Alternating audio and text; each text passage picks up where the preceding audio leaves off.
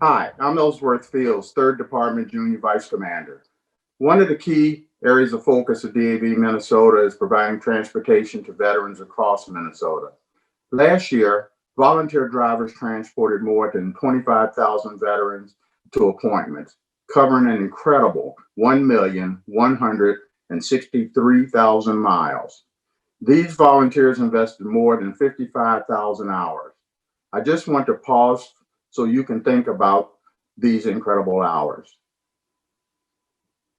Here is a full report on the transportation program. Is Stephanie Zimetz, DAV of Minnesota Transportation Program Manager.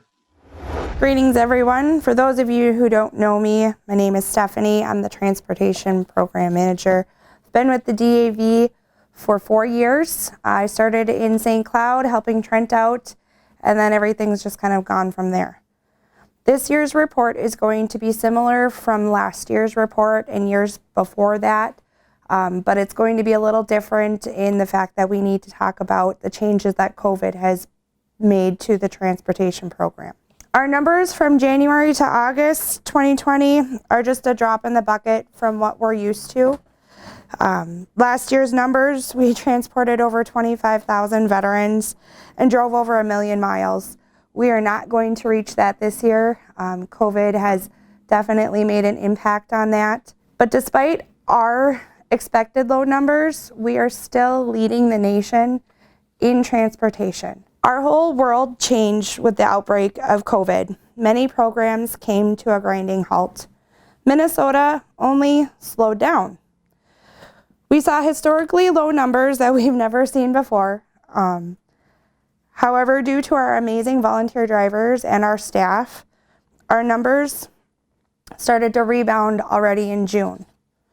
Starting in July, we rebounded so well that compared to the rest of the nation's transportation programs, so there's 49 other national programs, we transported 25% of the veterans and we drove 23% of the miles and credited 16% of all the volunteer hours.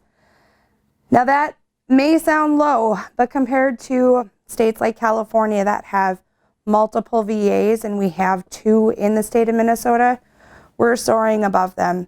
Every month through COVID, the reports that National sent were just so disheartening because all you saw were zeros.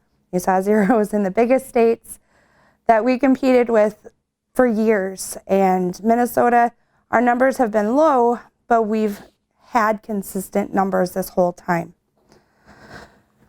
If you weren't aware, our vehicles serve many locations outside of the VAs. Now this includes CBOC, Superior CBOC, Rochester CBOC, Fergus Falls, places like that. We do have an expansion project in Mankato that was accepted before COVID hit. The vehicle was purchased before COVID hit. It was wrapped and it was actually donated and delivered to the Minneapolis VA on the first day of our state lockdown, which that was quite interesting. We all had a copy of those papers that showed that we were on official work business. So that one was on hold temporarily. We've now gotten the green light that we can start recruiting volunteers, which is a whole new aspect for us to try to do outreach and recruiting and not be able to be in large groups. So we are working towards that at this time. We did have another expansion area of Anoka, and that one is temporarily on hold. The reason for that is the VA wants to do a needs test, and right now a majority of providers are still using phone appointments and video appointments, so there's less and less people going to those community clinics. So the VA just wants to make sure when the vehicle is placed there that it is utilized, and we are working towards that right now. There's meetings in progress. One of our biggest downfalls right now is our Northwest program is closed. Our vehicles were grounded on May 19th, and those vehicles primarily go to the Fargo VA. The staff and leadership at the Fargo VA felt that it was in the drivers and the veterans' best interest to not be transported. They're keeping an eye on those numbers, and with COVID numbers going up and down, we're just kind of holding on tight and expecting the program to take off again, but we have to do what's best for the volunteers and for the veterans that we serve. So we look forward to continuing to serve our veterans in the state of Minnesota. COVID or no COVID, we're continuing and we're pushing forward. We've adapted, we've made changes before the VA made us make changes. We asked that all of our riders and our volunteer drivers wore face masks before we were mandated to.